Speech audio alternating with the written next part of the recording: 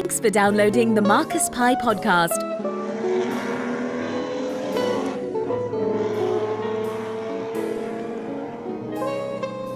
Welcome to the Marcus Pye podcast on historicracingnews.com. It's that time of year when we have all had, hopefully, an excellent Christmas. We're looking forward to welcoming in the new year. 2020 is almost upon us. But we're going to start this podcast by looking back over the previous year, and we're going to work through to previewing what we're going to come to expect next year. I have Paul Tarsey and Paul Jurd with me in the studio. Paul, your reflections on a busy year for historicracingnews.com. It's been a very busy year, both for us as a company and also in the historic racing world as well. I think from our point of view, we've been very busy.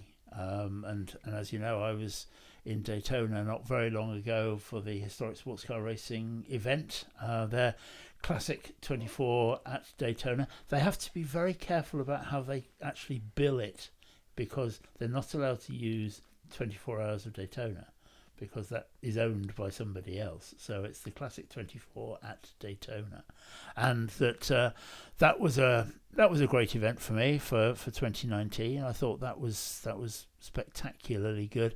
It's really quite interesting to see that event come of age this year, which it has, and it's now got far more traction. I think is the business expression. Maybe gravitas, yes, and that's coming along very well. For me, it's always hard not to get excited about Goodwood events. And I think we all have kind of mixed feelings about Goodwood, and I think that Goodwood has got so big and it's got so different. For me, I think that with Revival, it's actually now too big. And whilst I can never see a time where I wouldn't go, but it's not ever going to be up there on the level. I think the members meeting for me is much more important. I enjoy it far more. The historical perspective is not quite the same, because you're seeing Ford Capris and Rover SD1s out there racing on the historic circuit. Yeah, that breaks the taboo that would be Revival. But for me, I think the members meeting is right up there. Now, I know that you're involved behind the microphone on all of those things, and I think that for me, it just it has a better feel. I think it's interesting what you say, and it probably reflects what a lot of the competitors and the support teams who have to make these things happen feel about the events. Those who have been to innumerable revivals in September still love the revivals, but they love the atmosphere, perhaps the slightly less intense kind of paddock that they get, and it gives them room to work as well on the cars. Members meeting really took off a few years ago and started being numbered consecutively with the original era up to 1966. Was it the first one? Was the 72nd? Was it? Yes. Of the new era. Yeah, we're at 77 now. It's absolutely staggering that those years have gone past so fast. But I do like the broader spectrum of cars that come out. Yes, there's mixed views. They weren't cars, a lot of them, that were there in the original heyday, if you like. But I think it's fantastic. I love it when it doesn't snow. So next year we're going to have hopefully a nice, clear, bright spring day. So don't order your historicracingnews.com hot water bottles and thermos flasks just yet. We'll get in touch with Michael Fish and see what he has to say about it. And Michael Fish. That dates you. It does. But Goodwood I absolutely love, and that is spectacular. For me, I would say that the Spa 6 Hours meeting, another September event, is so busy. You jump from the Zandvoort Historic Grand Prix through Goodwood to the Spa 6 hours in 4 weekends this year. It has been 3 sometimes in the past, but there's a gap which allows the backroom boys, the boffins, to turn the cars round, because many of them that compete in the revival meeting then go forward to do Spa. What I loved about the revival this year, particularly, was the 100 years of Bentley celebration. I thought it was absolutely cracking, and whoever came up with the format whereby the quickest cars in practice had to have their hoods erected for the sort of longest duration within the race, and the slower cars could come in after a lap or two and drop the hoods down and go on from there. But I'll never forget the sight of 4 massive Bentleys, each weighing, I don't know, 1.5 tons, 2 tons or something like that, lumbering through St Mary's in a real hot-blooded battle. It was absolutely fantastic. And we love the minis and the rest of it we see there, and the sort of slightly more modern cars within the pre-66 era. And it's great to see an AC Cobra or a GT40 or Aston Martin or a Ferrari GTO or something like that. But the Bentleys were something absolutely outrageous. It took us back, not quite to the days of their Le Mans successes in the 1920s, but you got a real flavour of it nonetheless. So, Paul, Jurd, you were there. I was, to be quite honest. I always feel a little bit of a latecomer to the Goodwood experience, because I didn't actually go to Goodwood to the revival until 2014, by which time it almost, I think, evolved into what it is now. Another generation of spectators had been in the interim. What kept you? But it tended always to clash with something. For many years, it always clashed with a touring car meeting where I was working and things like that. So I just had a whole variety of reasons where I never made it. So I do remember going along thinking, and literally within 5 minutes of walking in, you're going, okay, so that's what the fuss is about. Because whatever you do say about the meeting, you have to say that the work that is put in by Goodwood to dress the circuit, make it that immersive experience, is absolutely superb. And literally, if someone hasn't been, I would really just recommend they go, just to understand what it is we're actually talking about that actually goes on across those 3 days. But raid your parents' attic first, because if you turn up wearing a rally jacket of the modern era, then you'll probably get eased back out of the gate. I was actually having that conversation with someone 2 days ago, actually my cousin who was thinking of going, and I was saying it's actually the people who haven't made the effort to dress in period are the ones that stand out. You don't look silly in your tweed jacket or whatever, although I do wonder how many people actually did wear tweed jackets at the time. But it's actually the person, I think we ran a photo 2 or 3 years ago, and it was the queue going down through the tunnel, and there was one guy in jeans in shorts and t-shirt right halfway down. He must have been the postman. Yeah, just like who didn't read the memo then, basically. But no, Goodwood was good. Although this year, I have to say, I had the cold from hell, and no word of a lie, I actually remember very little of it. I was actually a bit of a zombie by the end of every day. I really wasn't a happy bunny. So you were taking some medication which bought the pharmacist a bigger Mercedes, and it removes all memory of a fantastic weekend from me, basically. But I think when we walked in on the Friday, and the first thing that we went and did was to walk around the Italian job, exhibition, gig, hangar, call it what you will. That was just mind-blowing. Which was probably just one item in a whole list of things they put on, but was just, again, done so well and done with that attention to detail. And one of the things I do actually love about Goodwood, and this is going to sound really, really petty, but always makes my day, is, and you're probably going to correct me and tell me where it is, but if you go into the entrance just off the little roundabout, you get to walk along the track to get to the paddock. And I'm a real sucker for that, frankly. There is something about just being on the track to start your day, which really makes me happy. It is hallowed ground, isn't it? I mean, that Italian job thing, the coach and the restoration of that and the story behind it was brilliant. And when I think it was Tom Clarkson probably interviewed Adam Croton, the guy who'd done a lot of the work on it, I was absolutely shocked. I had no idea Adam was involved, because it was Adam that I shared a Lotus Elite with at Spa at the 6 hours meeting, a very, very wet race meeting many years ago now, probably 20 years ago, and he's a real Lotus Elite enthusiast and specialist and prepared many of the elites are out there these days.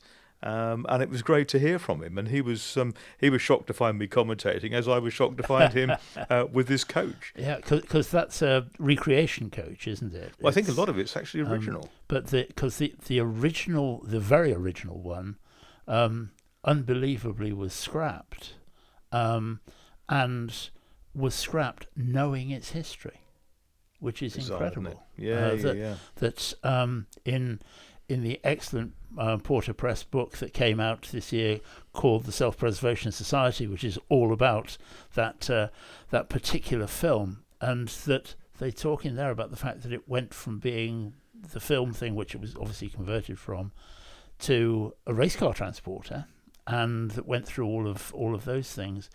And when it sort of ended its life, when it had no more value as a race car transporter, that it was scrapped, and that they knew what it was. What amazes me is that so many of the old Formula One transporters of the 50s and 60s, and to a degree the 70s, went on. They kind of permeated down the food chain to sort of, their 17th owner, who just about kept the thing afloat. And they were eventually, I suppose, replaced by your archetypal Bedford TK van or something like that, weren't they? Or a converted coach, something like that, which had become de rigueur in stock car ovals and at drag racing venues and bits and pieces. You took everything out of the back, and you could put your dragster in the back of one, and sleep round it with your mates at Santa Pod, or Pontesad, as Fiona calls it. Yeah, and that was how people went racing, as you say, that they converted a coach. They did that. The Formula One, when you were saying that about Formula One transporters, the one thing that came to mind was that fantastic story about the Tyrrell Formula One transporter, because that started its working life on the bottom of the River Thames, didn't it?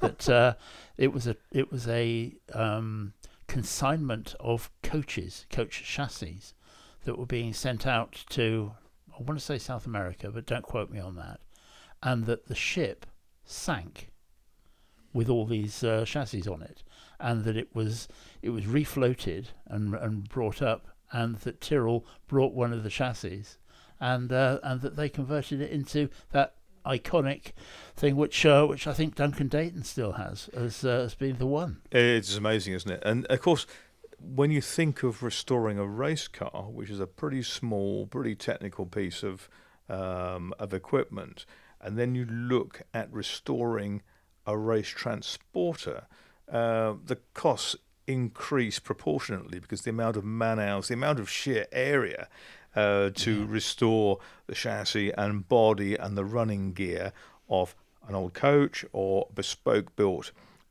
truck is quite amazing. I remember Simon Hadfield having the JAH-1L, I think it was Marshalls of Cambridge built it, the JPS Lotus transporter. That very boxy one. Yeah, that's right. And I think it even had some cutouts in the checker plate back, which took the sumps of DFVs. So you could sit a DFV Cosworth racing engine and sit it there securely, knowing that it wasn't going to rattle around and fly out into the traffic on the M1. Wow, that's quite something. I think when we were at Daytona, and that there was a transporter there parked in the paddock, in that sort of dark browny red livery of Porsche as they were in the 50s and 60s, and that it had just the word Porsche written down the side in 2-foot high letters, nothing else.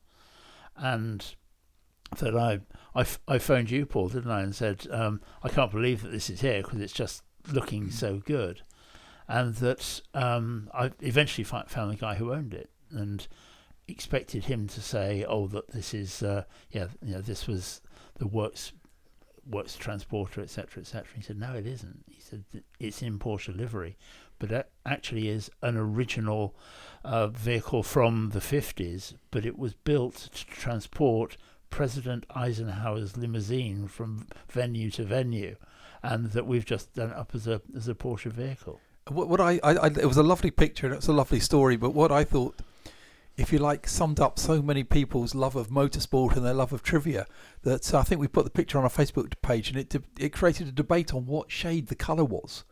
as to whether it was actually a Porsche shade. I think the consensus in the end was actually it was a Volkswagen shade, and someone was quoting numbers at us or whatever. But yeah, I love Thank that you sort for of that. thing. It's probably Feuerwehr Rot or something.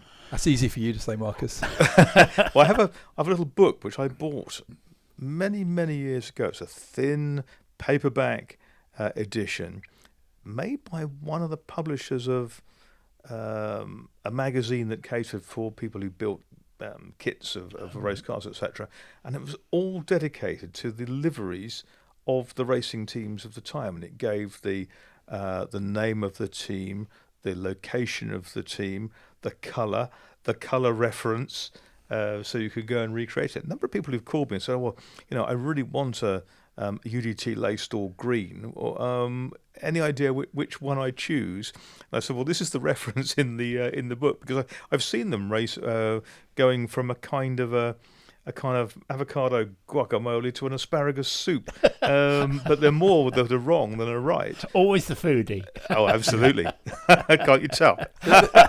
There is something though very disconcerting, isn't there, of seeing a car that's not quite the shade that you remembered it being. Yes. But we've seen that a lot at places like Spa, and particularly at Revival, where you will have 2 or even 3 cars which are supposedly teammates from 50 years ago, and they're in the shelters there. They're parked side by side. They're all a different colour, and they've all got slightly different fronts or slightly different body panels. The bodies you can accept, because I think, back in the day, it depended whether Fred, Jim or Bob hammered your aluminium shell out, or whether perhaps you'd had it modified, open up the nose for a Monaco where the cooling was more important, for sake of argument.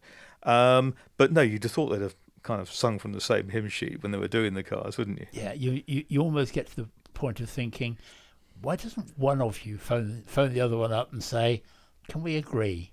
Can we just agree to Can we all agree to be my wrong?" colour or yours?" Toss them a coin, but let's see which way it goes. No, that's absolutely right. I mean, other historic events, I'm trying to think back to the season just past, that I absolutely adored. I loved going to Sweden for my first trip there to see a race meeting at Knutstorp, which was a great atmosphere, really brilliant, lots of different cars, meeting competitors and their teams from all over Scandinavia. That was a new one for me. I thought that was really great. Zandvoort was always good, and of course that circuit now undergoing a transformation for Formula One next year. That's going to be an interesting prospect with that banking we talked about in a previous podcast, 18-degree banking at the long right-hander onto the start straight. That was good. And the other one, the one that always impresses and bats above its weight, is the Castle Combe Autumn Classic. It's just a lovely, lovely day. The weather doesn't have to be great, but when you see 30 guys out there sideways in chain gang Fraser Nash's, that really is, it leaves a kind of indelible impression on your mind. I think you're right. I've always enjoyed that meeting hugely, to be quite honest, and I always think Camp Corner is one. It never seems to quite get the credit it deserves as a corner, to be quite honest. I was there many years ago when Formula 3 made a visit, and we've all been doing this a long time. Danny Watts win? I really can't remember, to be quite honest, and I feel I should. I think I was doing some PR for a guy in Class B. But I remember being there. We've all seen this, and that was one of the few times. And I stood at camp, and you were watching the Formula 3 car come in. It's 15 years ago now, and it was the speed it went from one side of the track to the other. And it's one of the few times you've gone, yeah, okay, that's pretty quick, actually. I remember going there, obviously initially in a very wet meeting in 1967, and seeing big Heelys flung around with great abandon by John Chatham and Stuart Hands. But I think of all the times I've been to Castle Combe over the years and stood at different vantage points, one of the great things there is actually, if you're not working, you're not actually commentating or something like that, we've tended to walk the wrong way around the circuit, and every race you view from a different part of it. But there was a superkart, a gearbox kart meeting or race there within a regular car race meeting, and that was terrifying. These guys with their backsides about 2 inches from the deck, and they skitter through very, very quickly. And when they get it wrong, or they touch a curb or brush a tyre with someone, they disappear off the side into the scenery extraordinarily quickly, and they get my vote for being incredibly brave. But I do love Coombe. I think it's a wonderful place to go racing. It all kicks off with what they call Howard's Day, which is a tribute to Howard Strawford, its saviour. And in 2020, 70th anniversary. That's going to be special. That is indeed going to be very special. I think there are a lot of things kind of this year, 2019, last year, around this time, so much has happened that we look at even things as mundane perhaps as the introduction of the Mini, and that then all those great motorsport events that have happened over the years, that there is an awful lot to celebrate, isn't there? Always. And I've been to 28 or 29 events this year. There are never enough weekends to get to everything you want to, and there's always clashes, and there's always sort of 1 or 2 weekends you think, if only they'd moved it to that weekend and we could have done that. But I understand why. I'd love to have got to a British Hill Climb Championship round again, because that really is amazing. I'd love to have gone to see some drag racing again. I've not been for many, many years. And if you go to Santa Pod, where it's been the home of British drag racing since kind of the middle part of the 1960s, and that's something very, very different. But it's the historic events, really, the Goodwoods and the Spas and things like that. Spa 6 Hours in 2019, perhaps not a classic race, but a very, very good one nonetheless.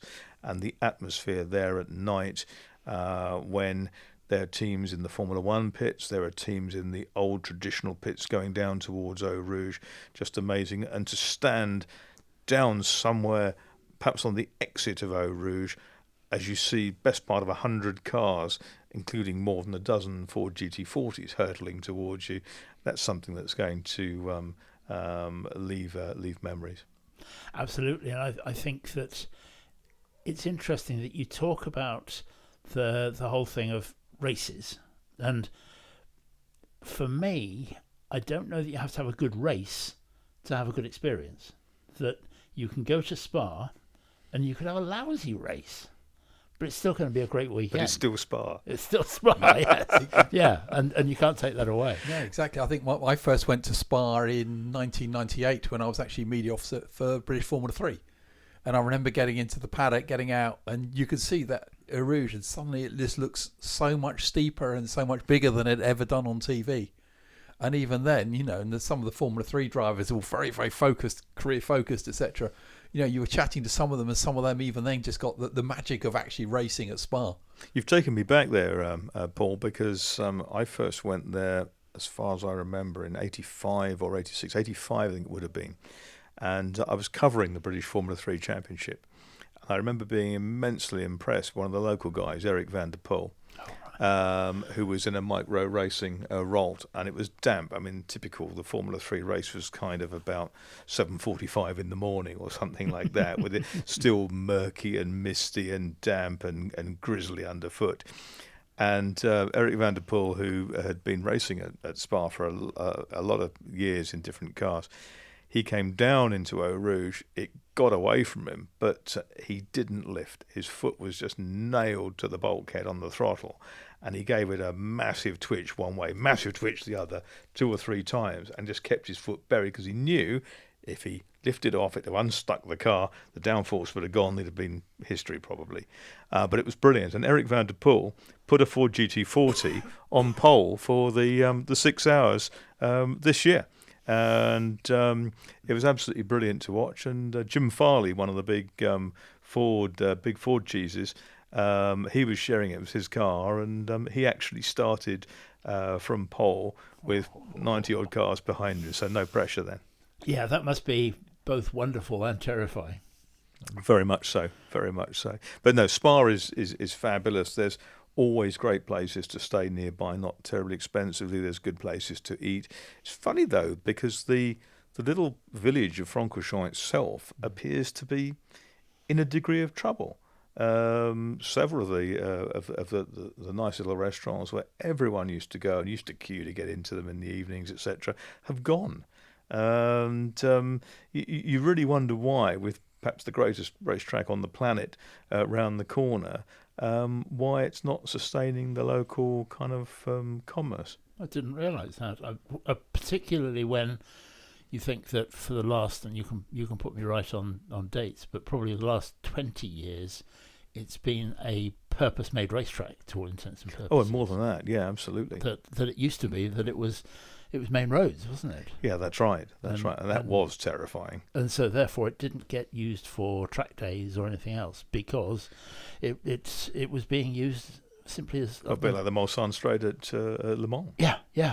There used to be. They always talk about the bus stop at Spa, but actually opposite the old pits, underneath the grandstand, stuck to the wire netting, there was a bus stop sign, because that's where the bus stopped. Fantastic. And yeah, I think you're right that Spa for me is right up there. It's a special one. Yeah, exactly. I mean, there are lots of great circuits, but that's the one for Europeans, I would say. Thruxton Motorsport Centre, home to premium driving experiences, where 4 laps in a supercar or single-seater racing car means nearly 10 miles at speeds of over 100 miles an hour around Britain's fastest motor racing circuit. It's an experience that few others can offer. You can even have a 140-mile-an-hour passenger ride in a BMW M4. Thruxton Motorsport Centre, home to premium driving experiences. Visit thruxtonracing.co.uk to book your premium driving experience. I look forward to seeing you here. Well, we've talked about some of the events of the 2019 season, but over the years we've seen some great cars. Last season was no exception. Favourite car of the year, Paul Jurd? A strange but very easy choice for me, because I was fortunate enough that back at the beginning of the year we went to the Retromobile exhibition in Paris, which certainly I'd never been to before, and was you go to all the British exhibitions, the Autosport Show, Race Retro, etc., but to go and see how it's done on the continent, massive great exhibition across numerous halls. And Paul, we were on the HSR stand and Paul was talking, and I went for a little wander, turned around a corner, and there was a car that I'd only ever seen in pictures before, which was La Jamais Contente, which was from 1899, a land speed record car, an electric car, which looks nothing more than like a torpedo on some red wheels. Driven by Camille Genazzi. That was my next sentence, actually. But yeah, a very brave man, because you're looking at it and you're thinking, well, from the hips up, he's sticking out of that. And, but a car I'd only ever read about. I never expected to see in the flesh, and it was there, and there was no great fuss about it. It just had one of those little pull-out barriers around it, and 99% of the people were just walking past it, and I was just sat there open-mouthed going, oh my God, this is the car that at one point was the fastest vehicle on the planet. And it looked like a pencil case. Yeah. Well, like as I said, it's actually like a little metal torpedo, to be quite honest. It was sort of a triumph of aerodynamic design until you got down to where the wheels and the carriage bit it was sat on, at which point no one had given it a thought. And also then, you wandered off from there, and 5 minutes later, there's the Renault RS10, the first turbocharged car ever to win a Grand Prix, which is sort of, I think, that lovely, lovely contradiction you get at all levels of historic motorsport.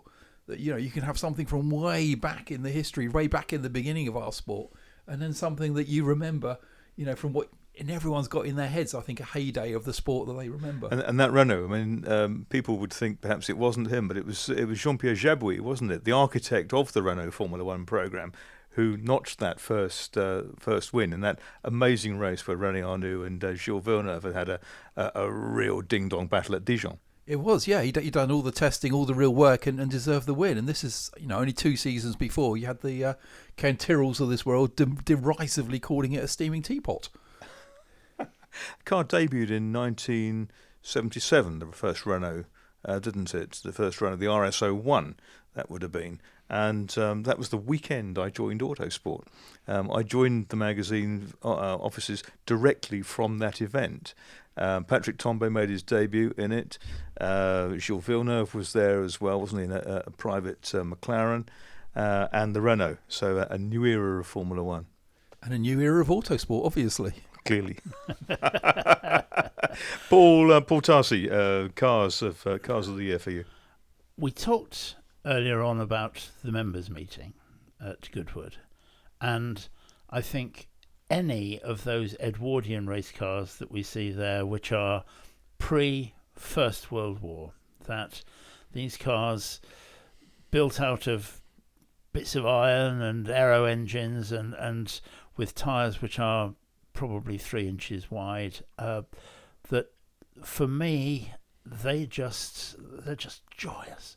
They're so brilliant that we've talked about that how little of a Formula One driver you see these days. Not in terms of the times of their lives, but you just see the top of their crash helmet, and that's about it when they're racing. And obviously with the halo as well, you see even less. With these guys out there running those Edwardian cars, that they're actually out there, and you can see all of them. You can see the soles of their shoes, and I think, yeah, that must be quite incredible to do, because there's nothing safe about that at all. I think you should go for a thud around Goodwood in one next time they're there on a test day or something like that. Just amazing things, sort of a wicker chair, and the only airbag is what you've got inside your jumper. Well, in my case, that'd be all right then. There's plenty of that. Reminds me of the time when, of course, I think I've mentioned it before, when Julian Bronson had a big accident in his McLaren at Goodwood. And I said, well, he's had an enormous accident, ladies and gentlemen, but the good news is that he's perfectly all right because his airbag has gone off inside his overalls. That's harsh, isn't it? So which he described me as a bastard later on, but well deserved, and if cat fits, wear it. Yes, that's a word that sounds so much better in Bristolian than anything else, doesn't it? I'm glad you recognise it as Bristolian. I a feather in my cap, maybe. Having spent much of my early youth in Bristol. In Bristol, it comes right back to me. That too. Exactly. Favourite cars for me, I'm trying to think. Well, the one that caught my fancy earlier in the season was the beautiful AC Cobra, which Kevin Kivlochen raced in the Historic Sports Car Club Historic Road Sports Championship, because it had been most beautifully renovated, but not blinged up like so many of these cars. Just stunning in its attention to detail, its period style livery and sign writing, all done with the most magnificent eye for detail, put together by Richard Walby off RW Racing and his team of guys, Neil Cuss and co, up near Silverstone. And Kevin's a great one for history. He loved his AC Aces before, and he's been a winner of the Tour Auto couple of 3 times, and a real passion for motorsport. And this Cobra came out. He won most of the races over the year, including a wonderful race at Anglesey Circuit in North Wales, where it was kind of almost a festival of Shelby influence, because the Cobra won, and then the battle throughout the race between Kevin Kivlochen, or Keki as we call him, with the Cobra, Neil Merry with his Sunbeam Tiger, and Larry Tucker in his Shelby GT350 Mustang. It was just absolutely brilliant. It was a long way out of context on an island in North Wales, but it was absolutely brilliant. And Kevin ended up winning that championship, which was a great effort. That car I loved.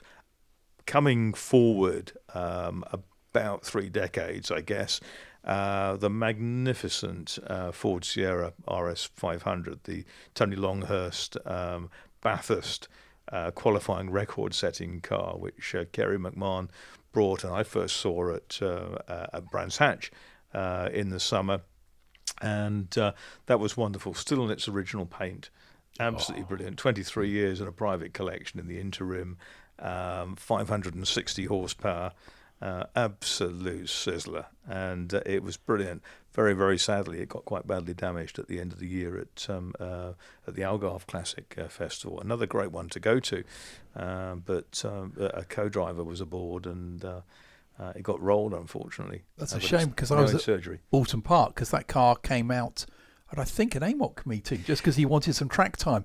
And you're right, I looked around it in the garage, and it was a beautiful car. Yeah, it was absolutely right. And yes, in fact, he was doing a little tour of events, and I think he expected to find a historic touring car challenge race at that meeting, I think, as it was originally programmed. But the meeting shrank a little bit.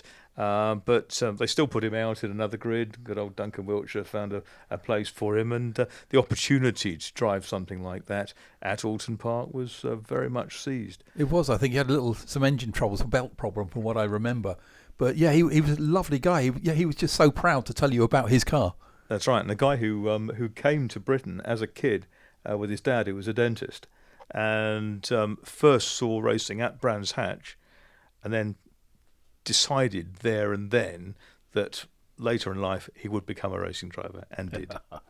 Absolutely wonderful. A real kind of romantic story, and one that had a real passionate success story, really. It was. It was a lovely car. Of course, I think when it ran at Bathurst in period, it set the fastest. Bathurst, mate. Bathurst. I'm not playing that game at all. And it set the fastest qualifying time, but then was actually slower in the top 10 shootout than it had gone previously. Longhurst made a bit of a mistake in the actual shootout, so didn't end up starting from pole, but the thing pulled over 180 miles an hour in a straight line, which In a Sierra. in a Sierra Cosy. Yeah, absolutely fantastic. I remember back in the day when Andy Rouse was driving his Sierra Cosies, and he would have been back end of the 1980s, because Roberto Moreno, who was en route to winning the Formula 3000 championship in a Reynard, he was going down the Hanger Straight at Silverstone in this Reynard with 450 horsepower. Andy Rouse came past him in a straight line with 560 GGs under the bonnet of the Sierra. And Roberto said the good thing was that Andy had to brake quite a lot earlier than he did for Stowe. In fact, I don't think Roberto troubled the brakes too much, had a bit of a lift and then got back on it in the days when Stowe was a kind of a 90-degree right-hand corner. And you went then hurtling down the kind of chute towards Club Corner, which was equally daunting. Wow, that does put it into perspective. And yes, I think that with those various different cars that we see, I'm interested that both of you are talking there about a car which was very original, which was therefore damaged this year. Where does that sit with the argument about therefore having the copy in the shed that you race, and then the one that you keep going? I'm not sure where I sit. It's been happening for years, hasn't it? Yeah. I mean, I think we go back to 250F Maseratis we talked about, and for many, many years, because it was difficult to replace the originality of an engine from the 1950s. People like Cyril Embry, later Crosswaite and Gardner and others would have built a replica engine which allowed you to use your car as it was intended. Still be very sad if you put a rod through the side of it, but it's replaceable, whereby the original one sits on the shelf. Of course, these days a lot of people have the real GT40 and the Josco GT40 or Superformance GT40, which they race. And they'll wheel the original out for the big concours events in London or Paris or wherever else, and compete in something that, to all intents and purposes, looks the same. But I'm quite sure I said that. I think I'd rather see cars out there and used. And if it means that, then I guess that's the way the sport has evolved. I think this is almost a topic on its own, really, isn't it? Because I think there's a whole area here. We did a piece on the website recently, literally, can you believe your eyes, just talking about that. And I was in that piece just talking about the fact that the Cameron Mitchell Maserati 250S. Cameron Miller. Sorry, thank you very much. And at no point have I ever seen a 250F that's been described as one of those. And yet, where are they? They're just Maserati 250Fs, but some of them are going to be those ones that were built many years later, and some of them are going to be original. And what actually are you looking at? We see a couple out regularly with the HGPCA. Steve Hart drives the Han family's Cameron Miller car, or the one that he made himself, because he's a Maserati preparation specialist, made for a guy called Bellini, I think. and also we see Dr. Klaus Lehr in 1 and 2.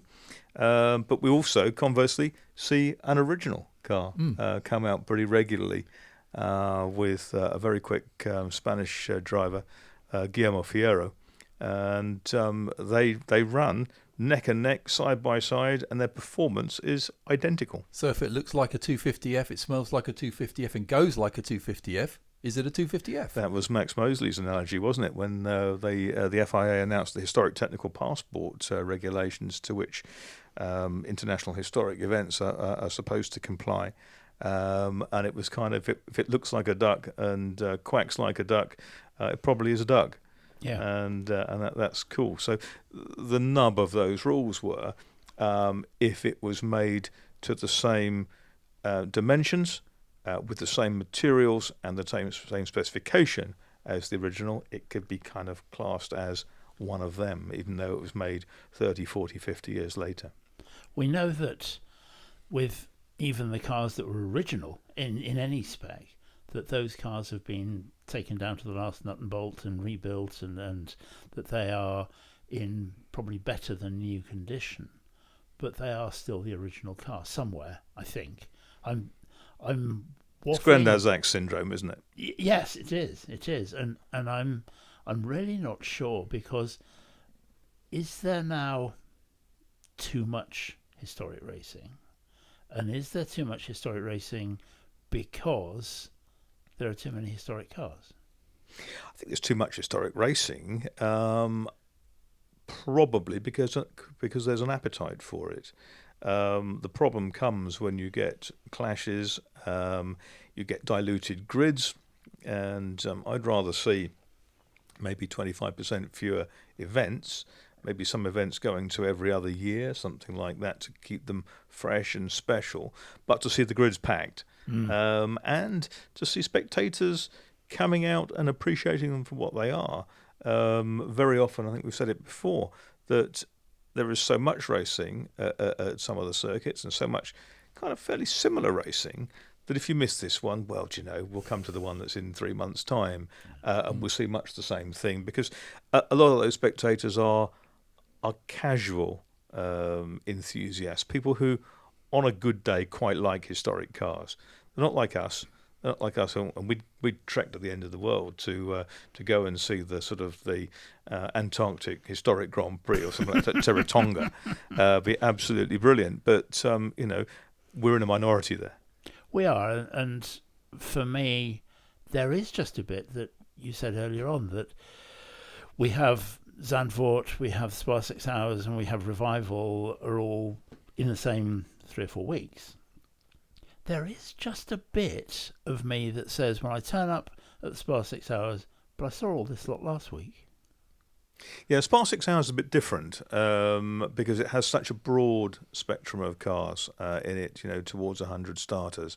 Some of the support races tend to struggle a bit, because if someone's damaged their car or blown an engine at Zandvoort, or like the young lad who was leading the FIA Masters Historic Formula One championship this year at Zandvoort, Matteo Ferrer, beautiful Ligier Cosworth, and early in qualifying, a car in front of him blew up, put a rod through the side, and there was a cocktail of water and oil all over the track, and he skated off into the bank at the Gerlachbocht, and hit the car fairly heavily, and that really ended his season there and then. He didn't come back out again. They decided to regroup and go for whatever they're going to do next year. The grids did suffer this year, without doubt. A lot of it down to duplication and dilution with the historic Formula One championships with Masters either side of the Atlantic. We had people leaving cars over in the States and just concentrating on that this time round. Next time round, they may come back, because it's a small number of FIA races within the Masters calendar for 2020. If I could pick up on something you just said there, Paul. You said, I saw these cars last week or 2 weeks ago or whatever. Are we emphasising the wrong thing? It's historic racing. Should we be emphasising the racing? If you want to see a good race, go and see any HSC Formula 4 1600 race. They are stunning. It's some of the best racing you will see all year. You're absolutely right. You can see that with the HSCC early next year, because in April they're going to kick off their programme at Snetterton with, I think, 11 Formula Ford races. Oh, the Jim Russell meeting. The Jim Russell trophy racing. And Jim Russell, who was in his very late 90s when he died earlier this year, absolutely wonderful guy, the race school pioneer, a guy who really shouldn't have survived his Cooper Monaco accident at Le Mans, but did, thankfully. That's going to be brilliant. We're going to see historic Formula Fords. That's really the up to 72s. We're going to see classic Formula Fords that come under the HSCC banner for the first time this year. We're going to see heritage stuff, and it's going to be a miniature Formula Ford festival. And the first Formula Ford festivals were run at Snetterton before they moved to Brands Hatch with the BRSCC, and I think it's going to be absolutely brilliant. In previous years, the Formula Ford races there have been historic Formula Ford races have been won by 300ths of a second, 500ths of a second, etc. Real slipstreamers. It's going to be a humdinger, and that's going to be good. And it really will be one of the early season highlights of 2020. Big year 2020, Paul Tarsey. Indeed, and you say about the early start of the year that we have all of those building blocks at the beginning of that, because we have Autosport International, we have Retromobile, we have Race Retro, all three major exhibitions, and that all of us will be off to Retromobile, which I'm looking forward to hugely, and we'll be reporting from there in a good deal of depth, but we'll be doing the other ones as well. But that always sort of just gets the anticipation flowing. Gets the old gastric juices going, doesn't it? Doesn't it? And, yeah. And that, Paul, you mentioned Retromobile last year, and I think we had a lot of fun just walking around, although it was exhausted, but it was good fun. It was, yes, and it was also interesting to see. I think you go, and the Autosport International was last year. They'd everything had moved around, but for many years, you knew what stand was going to be in what place and in what hall. And you're almost going to meet people rather than see anything. So it was nice to see a totally different take on it. And you could, I remember, as I said earlier on, I saw the Renault RS10, or walked around a corner and there was a Sherman tank and a Panzer Mark IV. And I never did quite figure out what they were doing there, but they were very impressive. And it really was that wonderful Gallic thing of you walked through the halls and like the level altered hall by hall till you got to the stage where you could buy a set of wire wheels off somebody, or a recreation leather jacket or whatever, and it was fascinating to go to and very, very enjoyable. It was. I loved walking around, seeing BMW M1 Pro cars, CSLs, a massive collection of Lamborghini Miuras in every conceivable colour combination, were just mighty. And I just adored the Chevron B26, the works car Chocolate Drop, which was painted that tobacco brown livery with a stripe over that Peter Gethin had driven, that John Watson had driven, and many, many, many years later, I was able to drive in a historic event at Thruxton when Mike Pendlebury owned it, and that era of car, 1974 Chevron, the first of the monocoque chassis Chevron sports cars, 2-litre engine, 290 horsepower, something like that. Absolutely magnificent. A Formula 2 car with 2 seats. And you can see why the enthusiasm flowed for championships, World Championship races, for European Championship races at that time. And the Chevron Lola kind of rivalry, the North versus South, Bolton versus Huntingdon, it just comes back all the time. Such great days. There was a stand at Retromobile last year which Nick did a brilliant piece from, which was a film about the Michel Vaillant cartoon character, and that they had built a model, no, not a model, a full-size replica of his supposed race car from the 60s cartoon strip, based on a Crossley Formula Ford, but with Michel Vaillant written down the side, with everything that should be there, including the string-backed gloves, which were just draped over the top of the steering wheel, just as if they'd been left there. So was Michel Vian the French equivalent of Skid Solo? Skid Solo. Well, there you are. There's a thought. Tete Cœur Solo. You see it now. But of course, that was all combined with this new racing school at Clermont-Ferrand, wasn't it? Where they're running modern Crosley chassis, new Crosley chassis that look like the original Formula Fords, but run a modern engine detuned, so they make very, very little noise, which is fantastic. I always thought it'd be great at Goodwood to have teams of maybe 3 or 4 teams, a Jim Clark team, a Jack Brabham team, a John Surtees team, etc. And you just have a couple of cars in each of the liveries and go there and be racing in the style of your boyhood heroes in single seaters very quietly around Goodwood on a school conditioned day. I think it'd be wonderful. Oh, that sounds good. I think I can feel something coming on there, Marcus. That sounds like a good idea. Yeah, it'd be really, really good. But I think once we've got the shows and the exhibitions out of the way, yeah, we've got a very, very full programme this year. Yeah, you've got Monaco Grand Prix Historic. Is it the 10th one? I think it is, coming up in the middle of May. There's the Classic Le Mans coming up as well. I've not been to that in many years, and not sure how it quite fits in the calendar at the moment. The big Goodwoods, of course, as ever, and they continue to evolve and move on. Lots of different things happening there. A wonderful season in prospect, and nothing stands still in historic motorsport, and it'll be, I'm sure, be looked back at the end of this year or the next year with equal fondness. I think so, and it doesn't seem very long away either, because people are probably buying tickets and planning their years right now. Absolutely, and don't forget, if you've not been to Spa, go. And if you've not been to the Castle Combe Classic, go. The Thruxton Historic Motorsport Weekend at the beginning of June is always great, and you get the opportunity to see the historicracingcars.com branded pits in their Fred Opert blue livery.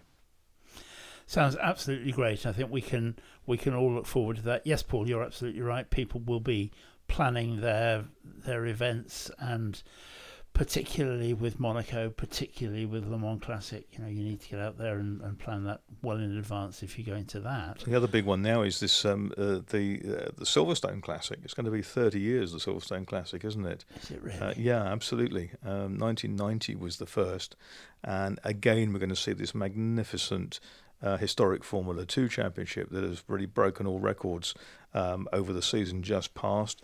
Thundersports are going to be back. And that is growing at a phenomenal rate. Lots of interest there, particularly in the Sports 2000 element, where the cars are accessible, and they're still probably quite expensive things to run. But at the end of the day, they're not DFV money or Chevrolet money or whatever else, and an opportunity to get involved in something there. If you haven't chosen your race car for next year, I certainly haven't. Let's just quickly look to something we're looking forward to specifically in 2020. Paul Tarsey. I think it's probably going to be Monaco Historique, just because I love saying it, Monaco Historique. It is something that only happens every 2 years, and you were talking a bit about that in terms of, do you ration it? I think it's a good thing to do.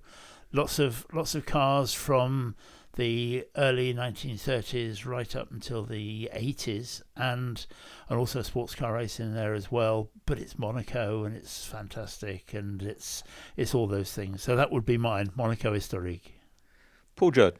For me, I think another event that only happens every 2 years has got to be the Le Mans Classic. I'm not always a fan of big historic meetings at very modern circuits, and a lot of Le Mans is very modern now. But for some reason, for me, that one always works. Peter Auto always put on a good race, and there is a fantastic range of cars that come out to play. Absolutely. Yeah, definitely. For me, I'd love to be going back to Australia for the Phillip Island Classic. That's always brilliant, but not possible for 2020. However, the real prospect is South Africa, Zwartkops and Killarney. We'll see what racing in the Southern Hemisphere has to offer in a very different arena. I've not been to South Africa since the back end of the 90s with the TGP Championship, the historic Formula One of its day back then. And for me, it's going to be a voyage of discovery that I'm very, very much looking forward to, with an early departure date, and it'll be great. But so much to look forward to. We'll bring you all the news from these events and everything else that surrounds our world of historic motorsport at historicracingnews.com. All that remains is for us to wish you a happy, hopefully prosperous, but above all, healthy and safe 2020.